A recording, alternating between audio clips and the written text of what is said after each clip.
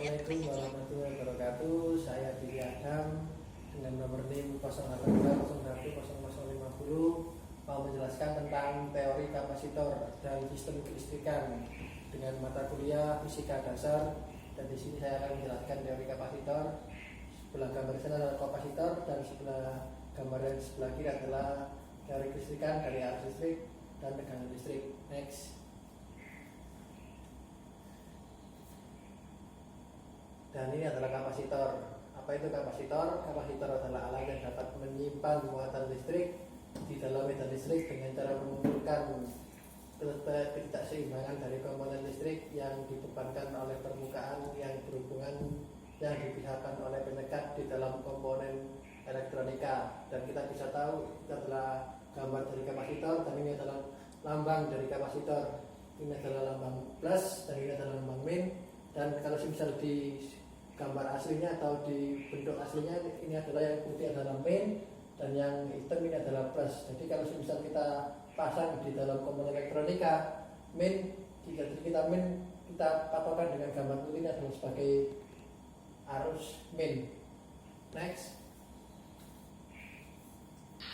Dan sekarang kita lanjutkan dengan fungsi lain dari kapasitor. Yang pertama, kapasitor sebagai filter di rangkaian DC. Jadi kapasitor ini bisa digunakan sebagai filter, kapasitor filter. Jadi kalau misal kita buat di arah transformator atau sumber listrik ini, terus kita gunakan dioda Bridge, dan kapasitor ini digunakan untuk kapasitor filter atau untuk penyaring arusnya di situ. Jadi kita bisa nyimpen muatan listrik di sini dan juga bisa filter arus dan tegangan yang ada di sini. Jadi kita kasih ke beban arus ke beban ini arus dan tegangan yang sudah difilter oleh kapasitor. Next, yang kedua, kapasitor sebagai power supply di rangkaian AC. Jadi kapasitor juga digunakan untuk sebagai power supply untuk rangkaian AC. Jadi kapasitor kita taruh di arah sini, arah dekat dengan sumber power plus atau yang kita sebut dengan plus dengan lambang P. Jadi power supply, jadi kapasitor digunakan untuk power supply. Jadi sumber yang kita gunakan di sini tidak bisa disimpan di dalam kapasitor ini dan bisa dialirkan ke arah dioda Bridge dan ke arah bebannya ini yang disebut beban baterai ini. Jadi kalau misal kita gunakan kapasitor ini sebagai power supply, kapasitor ini bisa hidup sewaktu-waktu kalau misal kita gunakan. Jadi kita start tanpa menunggu jeda waktu, kapasitor ini bisa mengalirkan arus listrik karena dia menyimpan muatan listrik yang sebelumnya. Next. Dan yang ketiga, kapasitor sebagai decoupling. Jadi kapasitor sebagai decoupling ini kita memberikan dua kapasitor dengan besar 0,33 mikrofarad dan 0,1 mikrofarad. Jadi kapasitor ini digunakan untuk menurunkan tegangan atau dari tegangan 9 volt bisa diturunkan sesuai dengan tegangan yang diinginkan, sesuai dengan nilai kapasitor yang kita gunakan untuk kapasitor decoupling. Next. Yang keempat, fungsinya kapasitor sebagai coupling. Jadi kapasitor sebagai coupling ini, kapasitor tidak bisa mengalirkan atau memblok sinyal DC atau arus DC. Jadi sinyal AC yang bisa dilewatkan, cuma sinyal DC tidak bisa dilewatkan di sini. Jadi ini digunakan untuk komponen-komponen seperti komponen radio atau komponen televisi. Jadi kapasitor ini tidak bisa mengalirkan arus DC, cuma bisa mengalirkan arus AC. Jadi ini bisa keterbalikan dari dioda Bridge. Dioda Bridge kan sinyal arus AC bisa dibuat dari DC, tapi ini sinyal AC bisa lewat, sinyal DC atau arus DC tidak bisa lewat. Next. Kita akan menjelaskan dengan macam-macam kapasitor. Yang pertama adalah kapasitor tetap. Lanjut. Nah, ini kapasitor pertama, kapasitor tetap adalah kapasitor elektrolit. Ya, kapasitor elektrolit ini yang biasa digunakan di komponen elektronika. Jadi di situ juga kapasitor yang umum digunakan. Yang kedua, ada kapasitor tantalum. Bedanya dengan kapasitor elektrolit, bentuknya berbeda dan nilai yang digunakan juga berbeda. Tapi fungsinya sama untuk menyimpan muatan listrik juga, dan arus AC atau arus plus atau min juga dia bisa bolak-balik, tergantung sumbunya yang seperti kapasitor elektrolit. Dan yang ketiga adalah kapasitor keramik. Jadi kita gunakan kapasitor keramik ini sama seperti kapasitor tantalum, cuma dia lebih pipi dan dia lebih besar nilainya untuk kapasitor. Lanjut, yang keempat adalah kapasitor polyester. Kapasitor polyester ini seperti kapasitor keramik, cuma dia terbuat dari film atau terbuat agak lebih ke plastik. Beda dengan kapasitor keramik yang seperti bubuk. Jadi kegunaannya sama, cuma bentuknya yang berbeda. Next. Dan kapasitor terakhir adalah kapasitor mika. Nah, ini lebih bagus lagi kapasitornya dan digunakan di komponen-komponen elektronika seperti TV, radio, atau komponen-komponen yang lain.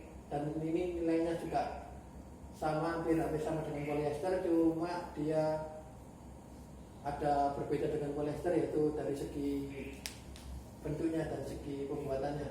Next. Yang kedua adalah kapasitor tidak tetap. Ya, kita bisa lihat di sini adalah kapasitor variabel atau kapasitor Farco. Dan kapasitor ini bisa diubah-ubah nilainya, jadi sesuai dengan yang diinginkan. Seperti misal kurang besar nilai yang diinginkan, jadi kita tinggal memutar dengan obeng min atau semisal taspen, dia bisa berubah-ubah nilainya. Yang kedua adalah kapasitor trimmer. Ini juga sama dengan kapasitor Farco, cuma bentuknya berbeda. Dan nilai yang ini nilai yang sudah ditetapkan, cuma dia ada batas maksimum dan batas minimum. Kita dengan kapasitor variabel Farco ini bisa batas minimumnya bisa diatur dengan kapasitor yang sebelumnya dirangkai, dan ini tapi ini bisa diatur sesuai dengan nilai yang diarahkan di sini. Ya, lanjut. Nah, ini adalah rumus kapasitor. Untuk menghitung kapasitor, kita gunakan V sebagai muatan yang satuannya adalah kolom, dan C sebagai kapasitas yang satuannya dengan farad, dan V adalah tegangannya satuannya volt. Kita bisa simpulkan V sama dengan C kali V. Lanjut. Kalau energi kapasitor, rumusnya adalah W kita gunakan sebagai energi kapasitor yang satuannya joule, setengah kali V kuadrat per C. V sama dengan muatan, sama kayak yang di atas kolom. C sama dengan kapasitas yang satuannya adalah farad, dan V tetap tegangan atau satuannya dengan volt. Kita bisa lihat rumus-rumusnya di sebelah, setengah V kuadrat per C, atau setengah V kali V, atau setengah C kali V. Kita tergantung rumus yang atau soal yang diberikan oleh dosen-dosen. Jadi kita patokannya adalah rumus yang ada di sebelah ini. Lanjut. Contoh soal, kita bisa lihat ini adalah contoh soal yang saya buat, seperti besar energi listrik dalam rangkaian kapasitor gabungan. Nah, ini adalah gabungan dari kapasitor 4 mikrofarad, 6 mikrofarad, 12 mikrofarad, 2 mikrofarad, dan 2 mikrofarad. Ini digabung menjadi satu dengan tegangan 40 volt. Kita bisa mengetahui berapa energi listrik yang di dalam situ. Kita gunakan rumus seperti yang di sini.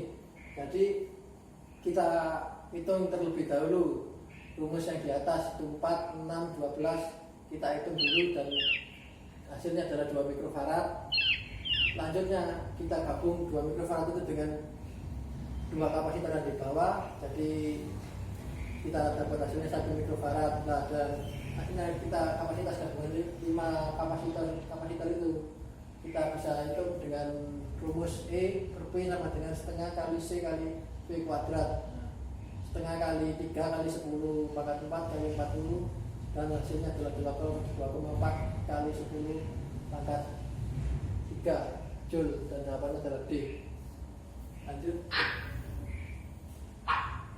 Sekarang kita beralih ke arus listrik. Arus listrik adalah aliran yang terjadi akibat jumlah muatan listrik yang mengalir dalam suatu rangkaian setiap satuan waktu. Arus listrik kita gunakan dengan arus arah atau arus DC. Arus yang mengalir dari titik berpotensial tinggi ke titik berpotensial rendah, dan arus yang tidak bisa bolak-balik seperti AC. Dan arus yang kedua adalah arus bolak-balik AC. Arus yang mengalir secara berubah-ubah mengikuti garis waktu, jadi bisa plus ke min atau min ke plus. Lanjut. rumus arus listrik kita gunakan I sama dengan arus listrik, V sama dengan muatan yang satuannya kolom, T kita gunakan waktu untuk satuannya sekon. Jadi kita gunakan rumus I sama dengan V dibagi T, muatan dibagi waktu. Lanjut. Dan ini juga rumus arus listrik cuma berbeda dengan satuannya. Kita pakai V sama dengan tegangan listrik atau satuannya volt, dan R adalah hambatan listrik atau satuannya ohm. Jadi kita gunakan arus listrik sama dengan tegangan listrik dibagi hambatan listrik ohm. Lanjut. Nah, ini adalah hukum ohm. Bunyi hukum ohm adalah besar arus listrik yang mengalir melalui sebuah pengantar atau konduktor akan berbanding lurus dengan beda potensial atau tegangan yang diterapkan kepadanya dan berbanding terbalik dengan hambatannya. Hambatan adalah R, tegangan adalah V, dan arus listrik adalah I. Dan ini adalah rumus hukum ohm. I sama dengan arus listrik, V sama dengan tegangan listrik, dan R sama dengan hambatan listrik. Kita bisa lihat di situ adalah rumus hukum ohm. V sama dengan I kali R, dan arus listrik sama dengan tegangan dibagi hambatan, atau hambatan sama dengan tegangan dibagi arus listrik. Lanjut. Dan selanjutnya adalah gaya gerak listrik atau GGL. GGL adalah berita potensial antara kedua kutub pengantar yang ada pada sumber listrik sebelum dialiri arus listrik dalam rangkaian terbuka. Lanjut. Dan kita bisa lihat di sini adalah tegangan jepit. Tegangan jepit ini hampir selalu ada di gaya gerak listrik. Jadi tegangan jepit adalah beda potensial antara kedua kutub berbeda yang ada pada sumber listrik setelah dialiri arus listrik pada rangkaian tertutup. Lanjut. GGL lebih besar dari tegangan jepit. Jadi kalau misal kita hitung dengan rumus, GGL harus lebih besar dengan tegangan jepit. Kalau misal tegangan jepit lebih kecil, berarti itu di situ terdapat kayak semisal nilai yang tidak sesuai dalam rangkaian. Lanjut. Rumus GGL dan tegangan jepit. Rumus GGL adalah E sama dengan W dibagi H. E adalah gaya gerak listrik yang satuannya adalah volt, W sama dengan daya listrik yang satuannya adalah watt, H sama dengan muatan listrik yang satuannya adalah kolom. Jadi kita lihat gaya gerak listrik sama dengan daya listrik dibagi muatan listrik. Dan E juga bisa gaya gerak listrik juga rumusnya juga bisa berubah dengan jumlah lilitan dikali perubahan medan listrik dikali lagi perubahan waktu. Jadi lambang segitiga sama bulat diameter yang digaris itu adalah perubahan medan listrik, dan segitiga yang ada tulisannya adalah perubahan waktu yang disebut second. Dan rumus tegangan jepit kita bisa lihat V adalah tegangan jepit yang beda potensial yang satuannya adalah volt sama dengan I sama dengan arus listrik yang satuannya ampere, dan R adalah muatan listrik yang satuannya ohm. Dan itulah rumus tegangan jepit. Jadi kita bisa lihat rumusnya ini untuk menjawab soal-soal tentang tegangan jepit atau rumus GGL atau tentang GGL gaya gerak listrik. Lanjut. Yang selanjutnya adalah kita lanjut ke hukum Kirchhoff. Hukum Kirchhoff adalah bunyi hukum Kirchhoff. Satu, arus total yang masuk melalui satu titik percabangan dalam suatu rangkaian listrik sama dengan arus total yang keluar dari titik percabangan. Jadi kita bisa lihat gambar di sini, arus yang masuk ke arah rangkaian hampir sama dengan arus yang keluar ke arah rangkaian. Jadi kita lihat rumus I1 plus I2 plus I3 sama dengan I4 plus I5 dan plus I6. Jadi kita bisa disamakan di sini adalah sama dengan 0 atau sama besarnya. Lanjut.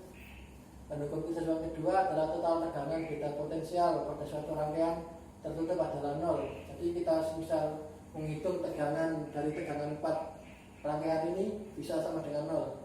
Jadi V atau tegangan A ke B plus tegangan B ke C dan plus tegangan C ke D plus tegangan D ke A sama dengan 0. Jadi kita bisa hitung tegangan yang melalui rangkaian ini sama dengan adalah 0.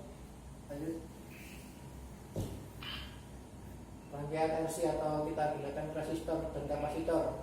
Rangkaian ini adalah suatu rangkaian yang memiliki memiliki kombinasi komponen resistor dan kapasitor, di mana komponen tersebut biasanya dipasang secara seri atau sejajar dan bisa juga dirangkai dengan paralel. Tapi kita gunakan dengan seri karena apa? Karena kita menggunakan untuk menghitung konstanta waktu pada rangkaian RC. Jadi untuk rangkaian RC rumusnya konstanta waktu atau dalam satuannya adalah second, R adalah resistansi atau satuannya adalah ohm, dan C adalah kapasitansi, dalam satuannya adalah farad. Jadi kita bisa lihat ini adalah soalnya di situ 2000 ohm dan 1 mikrofarad, R kali C atau hambatan dikali kapasitansi farad. Jadi R nya 2000 dikali 1 sama dengan 2000. Lanjut. Ampere meter. Ampere meter merupakan alat yang digunakan untuk mengukur besarnya arus listrik dalam satu rangkaian. Kita bisa lihat ini adalah ampere meter yang biasa digunakan di dalam rangkaian listrik atau di dalam panel listrik. Dan ini adalah cara membaca ampere meter. Kita lihat skala maksimumnya di atas, dan skala yang ditunjuk di jarum itu adalah yang di bawah, dan skala batas ukurnya di samping. Jadi untuk menghitung rumusnya, nilai yang ditunjuk jarum dibagi nilai maksimumnya di atas, nilai yang ditunjuk jarum dan nilai yang di bawah dibagi yang di atas dikali batas ukur yang kita gunakan. Jadi misal kita batas ukurnya 10, pada dikali 10. Kalau misal batas ukurnya 5, dikali 5. Jadi kita bisa menghitung atau bisa menjawab menjawab ukuran yang diarahkan oleh ampere meter. Seperti 34, ini adalah jarum yang diukur oleh ini 34 dikali 100 adalah skala maksimum 100 dikali 1, jadi dia pakai dengan 1 ampere, kalau ukur 1 ampere sama dengan 0,34 ampere. Lanjut. Ini adalah cara pemasangan di rangkaian. Jadi ampere meter dipasang dengan seri atau dirangkai secara seri, kita boleh dirangkai secara paralel. Jadi kita untuk menggunakan ampere meter atau untuk mengukur arus listrik, kita lepas arus atau kabel yang sambung di beban, kita lepas atau kita potong. Jadi kita sambungkan probe merah yang ada di ampere meter, sambungkan juga probe hitam yang di ampere meter juga ke arah beban. Jadi ini tersambungnya langsung di ampere meter, juga tersambung langsung di rangkaian ini. Jadi kita rangkai secara seri dengan baterai dengan beban. Lanjut. Dan kita selanjutnya adalah voltmeter. Voltmeter adalah alat yang digunakan untuk mengukur tekanan listrik dari suatu rangkaian. Kita bisa lihat voltmeter yang di atas ini adalah voltmeter yang biasa dipasang di panel listrik atau di rangkaian listrik yang biasa kita gunakan. Cara membaca voltmeter hampir sama dengan cara membaca ampere meter. Rumusnya juga hampir sama, nilai yang ditunjuk jarum dibagi skala maksimum dikali batas ukur. Pasti ada batas ukurnya di bawah voltmeter tersebut. Lanjut. Dan ini cara pemasangan voltmeter, kita pasang dengan paralel. Jadi kabel yang menyambung di antara rangkaian ini seperti rangkaian baterai dan lampu tidak boleh dipotong ataupun dirangkai secara seri. Jadi harus dirangkai secara paralel untuk melihat tegangan yang ada di rangkaian tersebut. Jadi pengukuran tegangan AC bisa dipasang bolak-balik, jadi plus ke min atau min ke plus juga bisa, asalkan dirangkai secara paralel. Tapi kalau semisal ini tidak terdapat tegangan atau semisal voltmeter tidak bergerak, berarti arus ini tidak akan nyala, atau semisal bebannya ini tidak akan bekerja dengan baik, soalnya tidak ada tegangan yang ada di rangkai tersebut. Lanjut. Dan kita lanjut membahas potensiometer. Potensiometer ini adalah alat yang digunakan alat salah satu jenis resistor yang bisa diubah-ubah nilai resistansinya dengan menggunakan taspen atau alat bantu seperti obeng min. Jadi fungsi-fungsinya juga seperti pengatur volume dalam rangkaian amplifier, rek mobil, DVD player atau radio yang biasa kita gunakan. Juga bisa sebagai pengatur tegangan pada rangkaian power supply yang biasa digunakan di rangkaian-rangkaian radio atau televisi, dan juga sebagai pembagi tegangan. Yang keempat adalah sebagai aplikasi switch trias. Yang kelima digunakan sebagai joystick pada transducer. Yang keenam sebagai pengendali level sinyal. Jadi kita lihat di sini adalah potensiometer yang bisa kita gunakan Ini adalah simbol potensiometer, dan ini adalah cara kerja atau simbol yang kita biasa pelajari. Jadi itu adalah jarum untuk menunjukkan nilai resistansi yang ada di potensiometer yang bisa diubah-ubah. Ini adalah kakinya ada 3, 1, 2, 3, satunya plus, yang nomor 3 biasa min, yang nomor 2 adalah sebagai pengatur nilai resistansinya. Lanjut. Dan pembahasan kita sudah selesai sampai sini. Kalau misalnya ada yang ditanyakan, mohon ditanyakan. Assalamualaikum warahmatullahi wabarakatuh.